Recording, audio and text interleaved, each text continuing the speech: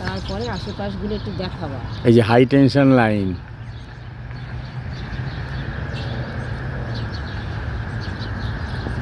তার একটিতে যে মোবাইল টাওয়ার আছে, হাই টেনশন লাইনে মোবাইল টাওয়ার কল্পনাও করা যায় না, কিন্তু আমেরিকায় এসে তা দেখলাম। সেই ছবি আমি তুলছি। এই যে হাই ভোল্টেজের ট্রান্সমিশন লাইন, তার একটি টাওয়ারের ওপরে মোবাইল,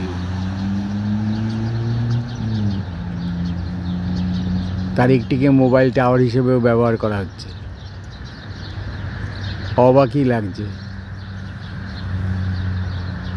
এই যে পাশে আরও অনেক ট্রান্সমিশন লাইন রয়েছে, আর এই ট্রান্সমিশন লাইনের ওপরে মোবাইল টাওয়ার।